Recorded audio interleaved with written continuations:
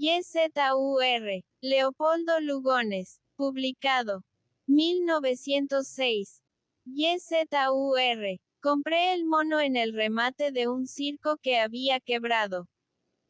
La primera vez que se me ocurrió tentar la experiencia a cuyo relato están dedicadas estas líneas, fue una tarde, leyendo no sé dónde, que los naturales de Java atribuían la falta de lenguaje articulado en los monos a la abstención, no a la incapacidad. No hablan, decían, para que no los hagan trabajar. Semejante idea, nada profunda al principio, acabó por preocuparme hasta convertirse en este postulado antropológico. Los monos fueron hombres que por una u otra razón dejaron de hablar. El hecho produjo la atrofia de sus órganos de fonación y de los centros cerebrales del lenguaje. Debilitó casi hasta suprimirla la relación entre unos y otros, fijando el idioma de la especie en el grito inarticulado, y el humano primitivo descendió a ser animal. Claro es que si llegara a demostrarse esto quedarían explicadas desde luego todas las anomalías que hacen del mono un ser tan singular. Pero esto no tendría sino una demostración posible. Volver el mono al lenguaje. Entre tanto había corrido el mundo con el mío, vinculándolo cada vez más por medio de peripecias y aventuras. En Europa llamó la atención, y de haberlo querido, llegó a darle la celebridad de un cónsul. Pero mi seriedad de hombre de negocios mal se avenía con tales payasadas. Trabajado por mi idea fija del lenguaje de los monos, agoté toda la bibliografía concerniente al problema, sin ningún resultado apreciable. Sabía únicamente, con entera seguridad, que no hay ninguna razón científica para que el mono no hable. Esto llevaba 5 años de meditaciones. Isur, nombre cuyo origen nunca pude descubrir, pues lo ignoraba igualmente su anterior patrón, Isur era ciertamente un animal notable. La educación del circo, bien que reducida casi enteramente al mimetismo, había desarrollado mucho sus facultades. Y esto era lo que me incitaba más a ensayar sobre el mi en apariencia disparatada teoría.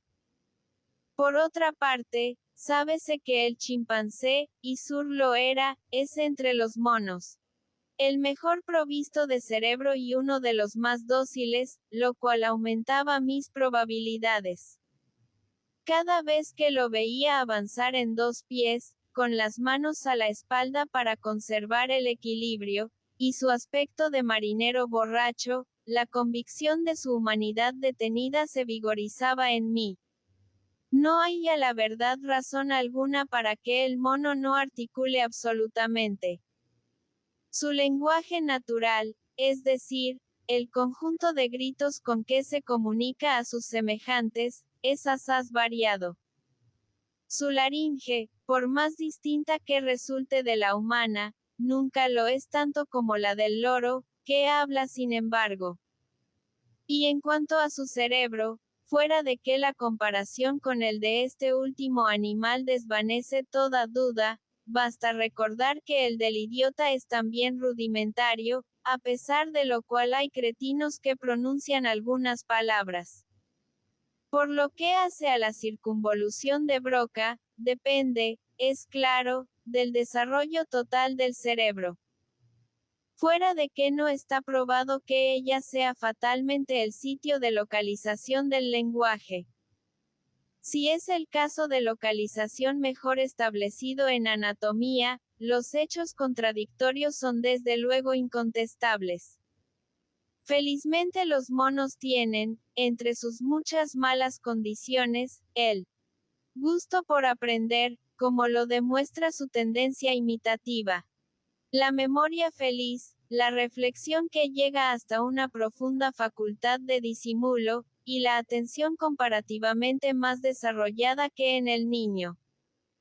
Es, pues, un sujeto pedagógico de los más favorables. El mío era joven además, y es sabido que la juventud constituye la época más intelectual del mono, parecido en esto al negro. La dificultad estribaba solamente en el método que se emplearía para comunicarle la palabra. Conocía todas las infructuosas tentativas de mis antecesores. Y está de más decir, que ante la competencia de algunos de ellos y la nulidad de todos sus esfuerzos, mis propósitos fallaron más de una vez, cuando el tanto pensar sobre aquel tema fue llevándome a esta conclusión. Lo primero consiste en desarrollar el aparato de fonación del mono. Así es, en efecto, como se procede con los sordomudos antes de llevarlos a la articulación. Y no bien Hugh reflexionado sobre esto, cuando las analogías entre el sordomudo y el mono se agolparon en mi espíritu. Primero de todo, su extraordinaria movilidad mímica que compensa al lenguaje articulado, demostrando que no por dejar de hablar se deja de pensar, así haya disminución de esta facultad por la paralización de aquella. Después otros caracteres más peculiares por ser más específicos. La diligencia en el trabajo, la fidelidad, el coraje, aumentados hasta la certidumbre por estas dos condiciones cuya comunidad es verdaderamente reveladora. La facilidad para los ejercicios de equilibrio y la resistencia al marco. Decidí, entonces, empezar mi obra con una verdadera gimnasia de los labios y de la lengua de mi mono, tratándolo en esto como a un sordomudo. En lo restante, me favorecería el oído para establecer comunicaciones directas de palabra, sin necesidad de apelar al tacto. El lector verá que en esta parte prejuzgaba con demasiado optimismo. Felizmente, el chimpancé es de todos los grandes monos el que tiene labios más movibles. Y en el caso particular, habiendo padecido Isur de anginas, sabía abrir la boca para que se la examinaran. La primera inspección confirmó en parte mis sospechas. La lengua permanecía en el fondo de su boca, como una masa inerte, sin otros movimientos que los de la deglución. La gimnasia produjo luego su efecto, pues a los 2 meses ya sabía sacar la lengua para burlar. Esta fue la primera relación que conoció entre el movimiento de su lengua y una idea. Una relación perfectamente acorde con su naturaleza, por otra parte. Los labios dieron más trabajo, pues hasta hubo que estirárselos con pinzas. Pero apreciaba, quizá por mi expresión, la importancia de aquella tarea anómala y la acometía con viveza. Mientras yo practicaba los movimientos labiales que debía imitar, permanecía sentado, rascándose la grupa con su brazo vuelto hacia atrás y guiñando en una concentración dubitativa, o alisándose las patillas con todo el aire de un hombre que armoniza sus ideas por medio de ademanes rítmicos. Al fin aprendió a mover los labios. Pero el ejercicio del lenguaje es un arte difícil, como lo prueban los largos balbuceos del niño, que lo llevan, paralelamente con su desarrollo intelectual, a la adquisición del hábito. Está demostrado, en efecto, que el centro propio de las inervaciones vocales, se halla asociado con el de la palabra en forma tal, que el desarrollo normal de ambos depende de su ejercicio armónico. Y esto ya lo había presentido en 1785 Heineck, el inventor del método oral para la enseñanza de los sordomudos, como una consecuencia filosófica. Hablaba de una concatenación dinámica de las ideas, frase cuya profunda claridad honraría a más de un psicólogo contemporáneo. Isur se encontraba, respecto al lenguaje, en la misma situación del niño, que antes de hablar entiende ya muchas palabras. pero era mucho más apto para asociar los juicios que debía poseer sobre las cosas, por su mayor experiencia de la vida. Estos juicios, que no debían ser solo de impresión, sino también inquisitivos y disquisitivos, a juzgar por el carácter diferencial que asumían, lo cual supone un raciocinio abstracto, le daban un grado superior de inteligencia muy favorable, por cierto, a mi propósito. Si mis teorías parecen demasiado audaces, basta con reflexionar que el silogismo, o sea el argumento lógico fundamental, no es extraño a la mente de muchos animales. Como que el silogismo es originariamente una comparación entre dos sensaciones. Si no, ¿por qué los animales que conocen al hombre huyen de él, y no los que nunca le conocieron? Comencé, entonces, la educación fonética de Isur. Tratábase de enseñarle primero la palabra mecánica, para llevarlo progresivamente a la palabra sensata. Poseyendo el mono la voz, es decir, llevando esto de ventaja al sordomudo, con más ciertas articulaciones rudimentarias, tratábase de enseñarle las modificaciones de aquella, que constituyen los fonemas y su articulación, llamada por los maestros estática o dinámica, según que se refiera a las vocales o a las consonantes. Dada la glotonería del mono, y siguiendo en esto un método empleado por Heineck con los sordomudos, decidí asociar cada vocal con una golosina. A con papa, E con leche, I con vino, O con coco, U con azúcar, haciendo de modo que la vocal estuviese contenida en el nombre de la golosina, ora. Con dominio único y repetido como en papa, coco, leche, ora reuniendo los dos acentos, tónico y prosódico, es decir, como fundamental. Vino, azúcar. Todo anduvo bien, mientras se trató de las vocales, o sea los sonidos que se forman con la boca abierta. Isur los aprendió en 15 días. Solo que a veces, el aire contenido en sus abazones les daba una rotundidad de trueno. La U fue lo que más le costó pronunciar.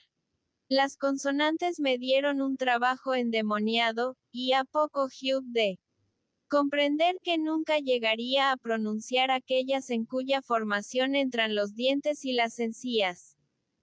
Sus largos colmillos y sus abazones, lo estorbaban enteramente. El vocabulario quedaba reducido, entonces a las 5 vocales, la B, la K, la M, la G, la F y la C, es decir, todas aquellas consonantes en cuya formación no intervienen sino el paladar y la lengua. Aún para esto no me bastó el oído. Hugh de recurrir al tacto como un sordomudo, apoyando su mano en mi pecho y luego en el suyo para que sintiera las vibraciones del sonido. Y pasaron 3 años, sin conseguir que formara palabra alguna. Tendía a dar a las cosas, como nombre propio, el de la letra cuyo sonido predominaba en ellas. Esto era todo. En el circo había aprendido a ladrar como los perros, sus compañeros de tarea. Y cuando me veía desesperar ante las vanas tentativas para arrancarle la palabra, ladraba fuertemente como dándome todo lo que sabía. Pronunciaba aisladamente las vocales y consonantes, pero no podía asociarlas. Cuando más, acertaba con una repetición de P's y M's. Por despacio que fuera, se había operado un gran cambio en su carácter. Tenía menos movilidad en las facciones, la mirada más profunda, y adoptaba posturas meditativas.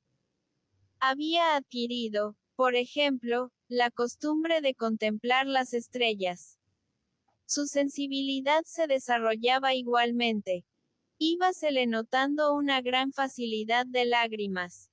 Las lecciones continuaban con inquebrantable tesón, aunque sin mayor éxito. Aquello había llegado a convertirse en una obsesión dolorosa, y poco a poco sentíame inclinado a emplear la fuerza. Mi carácter iba agriándose con el fracaso, hasta asumir una sorda animosidad contra Isur. Este se intelectualizaba más, en el fondo de su mutismo rebelde, y empezaba a convencerme de que nunca lo sacaría de allí. Cuando supe de golpe que no hablaba porque no quería. El cocinero, horrorizado, vino a decirme una noche que había sorprendido al mono, hablando verdaderas palabras. Estaba, según su narración, acurrucado junto a una higuera de la huerta. Pero el terror le impedía recordar lo esencial de esto, es decir, las palabras. Solo creía retener dos: cama y pipa. Casi le doy de puntapiés por su imbecilidad. No necesito decir que pasé la noche poseído de una gran emoción. Y lo que en 3 años no había cometido, el error que todo lo echó a perder, provino del enervamiento de aquel desvelo, tanto como de mi excesiva curiosidad. En vez de dejar que el mono llegara naturalmente a la manifestación del lenguaje, llaméle al día siguiente y procuré imponérsela por obediencia. No conseguí sino las pes y las emes con que me tenía harto, las guiñadas. Hipócrita sí. Dios me perdone. Una cierta vislumbre de ironía en la azogada ubicuidad de sus muecas.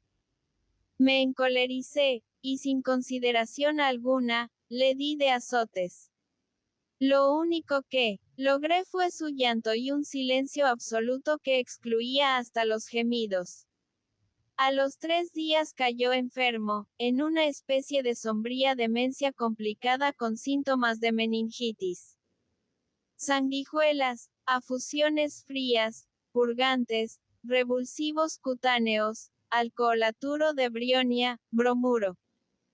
Toda la terapéutica del espantoso mal le fue aplicada. Luché con desesperado brío, a impulsos de un remordimiento y de un temor. Aquel por creer a la bestia una víctima de mi crueldad. Este por la suerte del secreto que quizás se llevaba a la tumba. Mejoró al cabo de mucho tiempo, quedando, no obstante, tan débil, que no podía moverse de su cama. La proximidad de la muerte habíalo ennoblecido y humanizado. Sus ojos llenos de gratitud, no se separaban de mí, siguiéndome por toda la habitación como dos bolas giratorias, aunque estuviese detrás de él. Su mano buscaba las mías en una intimidad de convalecencia. En mi gran soledad, iba adquiriendo rápidamente la importancia de una persona. El demonio del análisis, que no es sino una forma del espíritu de perversidad, impulsábame, sin embargo, a renovar mis experiencias.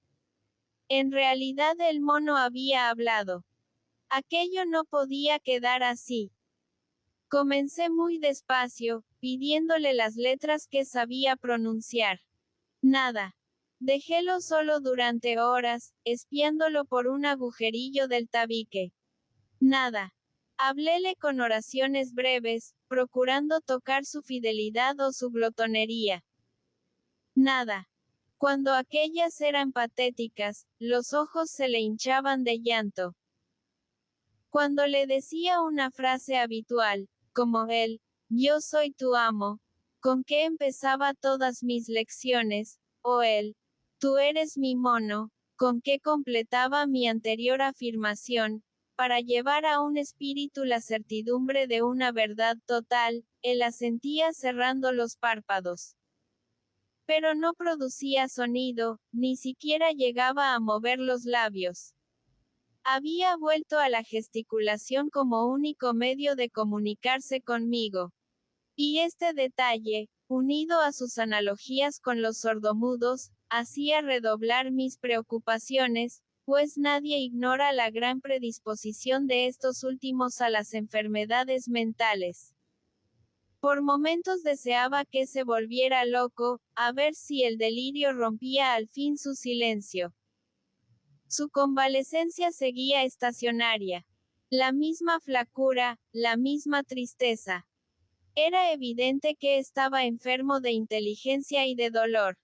Su unidad orgánica habíase roto al impulso de una cerebración anormal, y día más, día menos, aquel era caso perdido.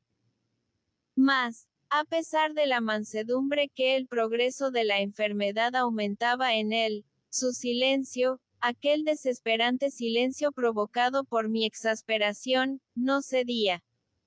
Desde un oscuro fondo de tradición petrificada en instinto, la raza imponía su milenario mutismo al animal, fortaleciéndose de voluntad atávica en las raíces mismas de su ser. Los antiguos hombres de la selva, que forzó al silencio, es decir, al suicidio intelectual, quién sabe qué bárbara injusticia, mantenían su secreto formado por misterios de bosque y abismos de prehistoria, en aquella decisión ya inconsciente, pero formidable con la inmensidad de su tiempo. Infortunios del antropoide retrasado en la evolución cuya delantera tomaba el humano con un despotismo de sombría barbarie, habían, sin duda, destronado a las grandes familias cuadrumanas del dominio arbóreo de sus primitivos edenes, raleando sus filas, cautivando sus hembras para organizar la esclavitud desde el propio vientre materno, hasta infundir a su impotencia de vencidas el acto de dignidad mortal que las llevaba a romper con el enemigo el vínculo superior también, pero infausto, de la palabra, refugiándose como salvación suprema en la noche de la animalidad. Y qué horrores, qué estupendas sevicias no habrían cometido los vencedores con la semibestia en trance de evolución, para que ésta, después de haber gustado el encanto intelectual que es el fruto paradisíaco de las Biblias, se resignara a aquella claudicación de su extirpe en la degradante igualdad de los inferiores. A aquel retroceso que cristalizaba por siempre su inteligencia en los gestos de un automatismo de acróbata. A aquella gran cobardía de la vida que encorvaría eternamente, como en distintivo bestial, sus espaldas de dominado, imprimiéndole ese melancólico azoramiento que permanece en el fondo de su caricatura. He aquí lo que, al borde mismo del éxito, había despertado mi mal humor. En el fondo del limbo atávico. A través del millón de años, la palabra, con su conjuro, removía la antigua alma simiana. Pero contra esa tentación que iba a violar las tinieblas de la animalidad protectora, la memoria ancestral, difundida en la especie bajo un instintivo horror, oponía también edad sobre edad como una muralla. Isur entró en agonía sin perder el conocimiento. Una dulce agonía a ojos cerrados, con respiración débil, pulso vago, quietud absoluta, que solo interrumpía para volver de cuando en cuando hacia mí, con una desgarradora expresión de eternidad, su cara de viejo mulato triste. Y la última noche, la tarde de su muerte, fue cuando ocurrió la cosa extraordinaria que me ha decidido a emprender esta narración. Habíame dormitado a su cabecera, vencido por el calor y la quietud del crepúsculo que empezaba, cuando sentí de pronto que me hacían por la muñeca. Desperté sobresaltado. El mono, con los ojos muy abiertos, se moría definitivamente aquella vez, y su expresión era tan humana, que me infundió horror. Pero su mano, sus ojos, me atraían con tanta elocuencia hacia él, que hube de inclinarme de inmediato a su rostro. Y entonces, con su último suspiro, el último suspiro que coronaba y desvanecía a la vez mi esperanza, brotaron. Estoy seguro. Brotaron en un murmullo. ¿Cómo explicar el tono de una voz que ha permanecido sin hablar 10.000 siglos? Estas palabras cuya humanidad reconciliaba las especies. Amo, agua, amo, mi amo.